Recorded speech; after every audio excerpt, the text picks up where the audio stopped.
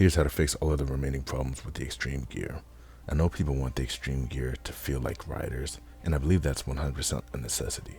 However, the way people describe riders gameplay gets boiled down to the air tank and the trick system. The trick systems should definitely get pushed more to be more similar to riders, which I'll talk about more, but the air tank, in my opinion, although it's really cool to be running on the ground, is unnecessary for this game. But no one talks about the actual most important thing that will channel the rider's feel more than anything. I'll talk about it more at the end, with the more simple suggestions coming first. These air circles need to go. They just don't look good, or at least make them go away while you're drifting, as the board isn't even hovering above the circle anymore. I get it's supposed to portray the hoverboard floating, it just looks really bad. Maybe that should be there like when the board lands after you flying in the air, and that can just come up for a second, but it's just really unnecessary. There's a lot of jitteriness that needs to be touched upon with the extreme gear. It's been really noticeable to me in all the gameplay that we've seen. It really reminds me of Sonic Frontiers, and how when Sonic was on the bumpy terrain, he would stick to every surface that he would go to, so he would be kind of flickering all over the place. You see in a lot of gameplay, especially when you're doing tricks, or even if you're drifting, or if you're just going over a little bump, if the board is not perfectly parallel to the ground, board will just snap into place, and you just see this constantly throughout the gameplay. The game does come out in like 4 months, so it's most likely that something like that will be fixed, but at the same time, this was in Sonic Frontiers. I don't know if that's something with the collision that it has to be fixed, but I really hope that gets cleaned up, because that and my next point, actually the point after this, are probably the reasons why I may not main the extreme gear. In my last video, I was crying about the light trails on the extreme gear being gone, and it looks like they've added in an air trail in the back, and it looks pretty okay, but I think they need to go all in with the color trails. It would be really cool if you have the option to use that kind of air slipstream trail that it seems to have, and of course to just remove it all entirely, but the colors need to be there. The stream is also a little too thin. It's actually the perfect size for boards with twin ports, like the Blue Star 2 and Sonic Riders.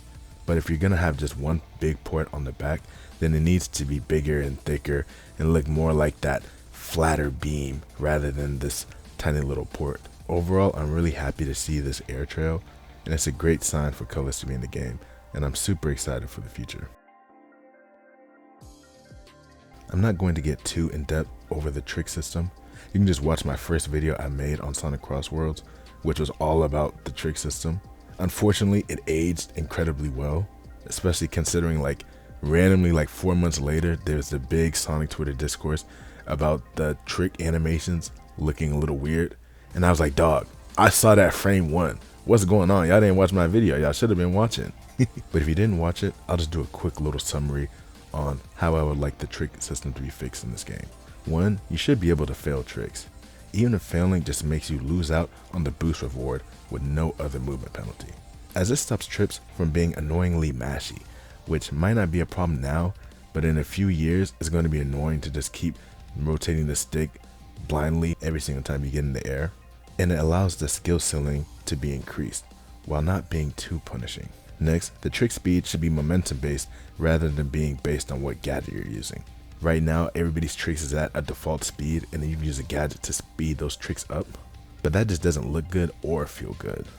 I essentially propose that the faster you're going off of a ramp or faster you're going into the air, the faster you're able to do your tricks. It's pretty much how Sonic Adventure 2 and Sonic Riders 1 handled their tricks, except I think it'd be better if it was more gradual, rather than brackets of speed determining 3 different types of trick speed, if that makes sense. This would help sell the appearance of the tricks, making them look and feel better, because it makes more sense to trick more if you're going faster and going higher. This would again increase the skill ceiling and reward the player for their speed. And my last point of the video, I miss my wife. If you know, you know. Continuing on with cleaning up the trick system, the slight pause between trick animations needs to be removed for the extreme gear. I think it's okay for the cars, but it doesn't do any favors for the extreme gear, mainly because of the game the gear originates from, Sonic Riders 1. In Riders, holding the stick in one direction made you do continuous tricks seamlessly together. So if you went into the air and you just held left, you would just do these smooth, sexy, swaggy, saucy spins, those slow, lazy spins. Ooh, that mug looks so good. But in this game, you would go left, stop, left, stop, left, stop, and no, that don't look right, and it's not natural. You don't see Tony Hawk going on in the air and doing a spin, then stopping, then doing a spin, then stopping. Everything gets smoothly trained and transitioned together. My last point with the trick system is that I think with the extreme gear, there should be a few additional trick animations. I think it would go far. Not necessarily all the characters can use all the same animations. Maybe there's just sets of animations that are different from each other, because in the cars, all the characters basically have different trick animations. Like Sonic, he's sitting there putting his legs in the air. Amy's sitting there freaking tap dancing on a car. Same with Omega. Everybody has like a lot of unique little things about them. But I haven't really seen that with the extreme gear. It seems like everybody's doing the same tricks. I might be wrong, and of course, it's still in development. Maybe they could be adding them later, maybe they're not finished. And I know it must be very difficult to make so many animations for all these freaking characters coming up. Their animators are working overtime. But even if you had like 2 or 3 more sets of some animations, I don't even think they need to be like that crazy or that unique. But like doing things like holding the board to your side, like that Jesus pose they always show in that skateboarding game, or doing like the ollie, or I don't know anything about skating. I'm just making stuff up. But finally, the most important thing about making this game feel like Sonic Riders, not even making it feel like Sonic Riders, just making the extreme look good. Because I'm not going to lie, I'm not going to hold back. Okay, I will hold back a little bit. It don't really look good. I'm sorry. When them leaks came, sorry if you didn't get leaked on sorry I just spoiled you, but I remember looking at that gameplay and I was thinking, I mean, this is some like December, January gameplay.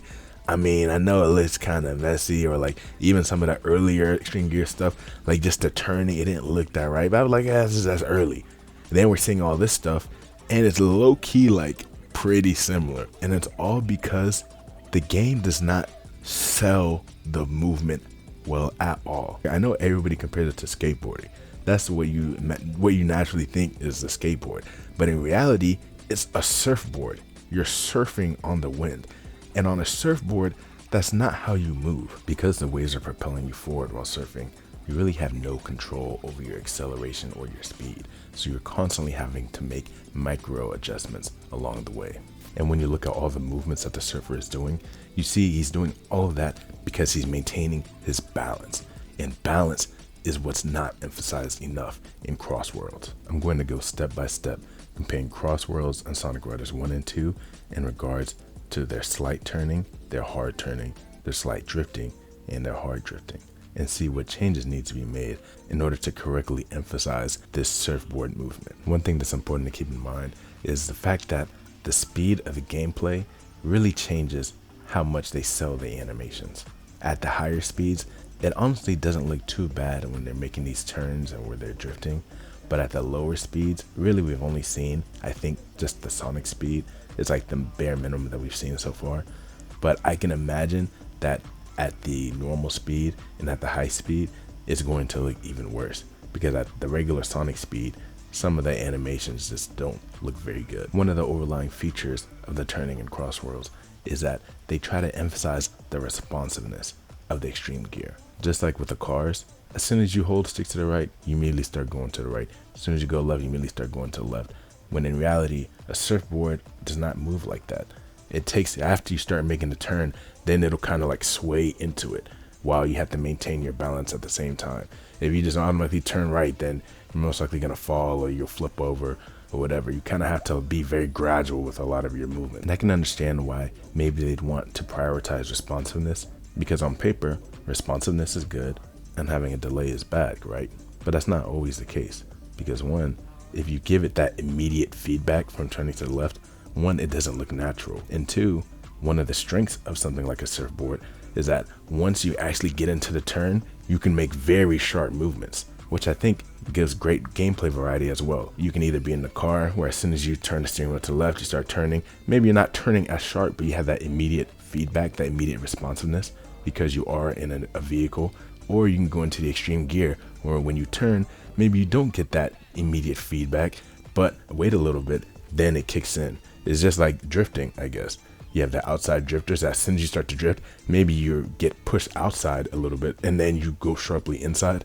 Or you can be an inside drifter and you immediately start going in. I also have to apologize because it's a little difficult to find clips of the turning actually occurring just because of how prevalent you drift while you're on extreme gear. I guess that's the reason why they call it the boost mode, because as soon as you initiate your drift, you can kind of stay in place pretty easily. So you can initiate your drift way early before the turn even comes, and then you can just start doing that sharp inside-esque drift. Though I will say the drift is not as sharp as I would want it to be. I think maybe it was just a big assumption that the extreme gear were going to be inside drifters, because I think compared to Mario Kart Wii, I think these are much looser than those games. Even with Cream, a handling type character, the drifts aren't really as tight as I thought they were going to be. The drift is very lenient. In Mario Kart Wii, as soon as you start drifting, even if you give your finger off the control stick, you will gradually be turning inwards. So you really can't start your drift early. You have to start your drift late.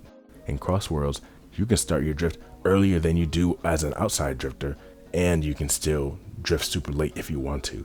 It's very strange. I guess they just want you to be drifting the entire time you're playing. Looking at the slight turning that can be seen in Crossworlds, and what I mean by that is like when you just move the stick a little bit to the left or a little bit to the right, or you just tap it, I don't think it looks bad at all. I think it actually looks very similar to Riders, and it's a little similar to real life where you just make that little micro adjustment.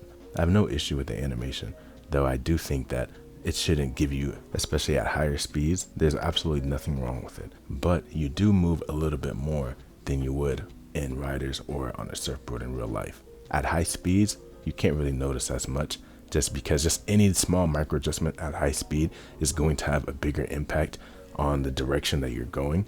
But I can just imagine at the slow speed and you're like inching along, because Sonic Riders Crossworlds is a little slow.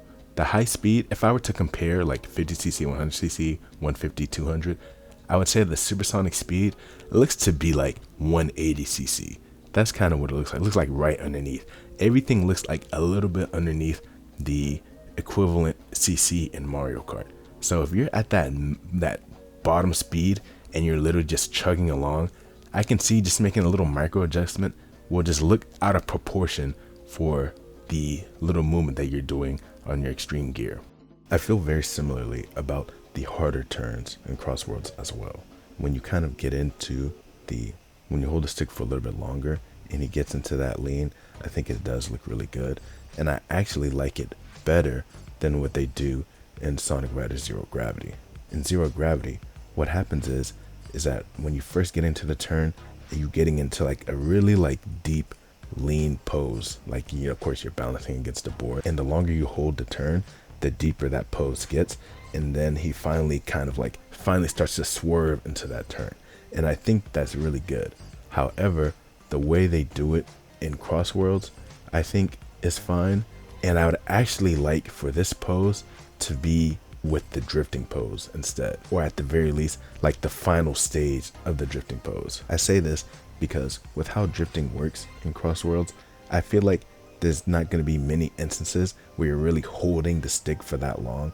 Like, there's no reason for you to turn for as long as you do in Zero Gravity in Crossworlds, because in Zero Gravity there is no drift. There's only like one car that can do a drift. So you would never be in a situation where you're going to hold the turn for that long without holding down the drift button, unless they rework how the drift works. So to wrap up the section about turning without using the drift, I think it looks fine in Crossworlds, though I do think, especially at like the slower speeds, I think he just turns too much, like it's too responsive, and it doesn't match the animation in my opinion. Now with the light drifting, this is the biggest issue with the animations, because of the fact that you can basically be in place while drifting. The animations doesn't line up with what's going on in the game. For the most part, you can start a drift and you can basically just go forward, but it'll show the character turning and they're not even moving. And so to me, I think they need to rework or adjust the way the drift animation is. It should just be a more dynamic animation all the way through. So if you're gonna allow it where you can start your drift and you're basically still going straight, I think it's really hard to convey that, right? So I think what you should do is, I think maybe that initial drift, if it's going to be a very light drift, like if there's like very little input, I think maybe the character should be crouched down. Maybe they have one hand holding on to the extreme gear just to show that they're charging up the drift gauge and that, you know, they're preparing to get into the turn. Or maybe not holding the board, maybe even just crouching. And then as they gradually hold stick left and left and they're going more and more inside, then they start to lean more and more and more, and they'll back off, and it'll be dynamic and change between going back to that crouching if you're holding away from the turn, or leaning farther and farther. And if you're doing a super tight turn, then it can have that zero gravity influence and maybe have like the board all the way out to the side, like you're riding on the side of a wave. And of course, with the zero gravity turning animation, it of course depends on where you're facing as well. If you're on an extreme gear and you're facing the left and you're trying to make a sharp turn to the left, then your legs are going to go backwards like Storm is doing in a lot of these clips that I'm showing. But if he was to be turning right, he'd be leaning forward, making his body turn to a V, bending forward, and then making that turn in order to maintain this balance. Or he would be more twisting more towards the right while he's facing the left, and then trying to bring his torso over to more look at the right, and he's making that turn. It really depends on where the character is facing. You could either go that zero gravity turning route, or you can go the Sonic Riders 1 drifting route, which when they drift, they're turning so hard in that it almost looks like that they're braking. Like the board becomes almost perpendicular to the ground, and they're like have their body taut and tight turned all the way into the drift. The reason I don't really recommend that animation is because the way it works in Sonic Riders is that it lines up with what's actually happening. The way the drift works in Riders is that you basically come to an almost complete stop. Like if you just hold drift, you literally slow down a whole bunch and you're like skidding to a stop. Cause that's really what that animation is. It's like a brake animation, and you get almost to a complete stop, and then you let go of the drift button and you go and shoot off like you just hit a dash panel. That's not exactly what happens in Crossworlds. So I don't think it would really fit that well, mainly because when you drift, you don't slow down in Crossworlds. So that's why I just recommend the zero gravity animations, or even just keep the animations the same like with Crossworlds, but just fix that really the light drift animation that has to come much later. You're doing too much turning when the turn is not matching. Even if you don't fix the overall responsiveness, if you keep the responsiveness the same, you have to make sure that when you turn, it's lining up with the physics. Either make the physics line up with the animations, or make the animations line up with the physics. Needs either a slight overhaul, or the animations need to be updated to be more dynamic for drifting and no drift turning. An overhaul to the turning will make the extreme gear essentially turn like Riders, which is something I support. However, if you want the turning to stay like the cars, what you need to do is make the turning less exaggerated when not in drift and more dynamic when drifting. This would fix half of the extreme gear's problems. That would fix the majority of the problems I have with the extreme gear, and it would make it look beautiful, phenomenal. Another aspect that will probably never get touched, so there's really no point in me talking about it, is the speed and acceleration. If you're just holding A and accelerating with the extreme gear in Crossworlds, even if you're not moving the stick or anything, it still looks a little strange, right? What is the issue? Like something seems off. You can just tell something seems off. And the reason is, I realize, is because in Riders, you go so much faster. And of course they have the animations that accompany it. Because you can go so slow at a lot of these speeds, I really think that the extreme gear will never really look that good unless it's at the supersonic speed, aka the 200cc mode. Just because just the way that the board looks, like with this trail in the background and stuff like that, like it will just look a little awkward going at these slow speeds. Like basically just the character's just standing there. Really, it looks like they're barely moving forward. Also in the Riders games, you were a lot closer to the character on the board, and sometimes it would have that like blur, that motion blur, and you could see like the board hovering up and down. I haven't seen gameplay from the 50cc or the 100cc, but just how low-key slow the 150cc is, you could probably bump up everything a little bit faster. I know the real reason why they're hesitant to do that, not because of like the skill ceiling or anything, but it's honestly because the maps are really short. If you were to time a normal lap in Crossworlds on the 150cc versus a normal lap in like Mario Kart 8 or Mario Kart World at 150cc, you would see like a lot of these laps are really like a minute long, where in Mario Kart a lot of them like more a 1 minute 30. So if you make the characters go so fast, then it's going to make the maps go by even faster. But yeah, that's all I really got. A lot of the stuff won't be changed, but the animations, the turning, I really think it's not really the animation. You really got to bring the riders turning in. That's the essence of what we're truly missing.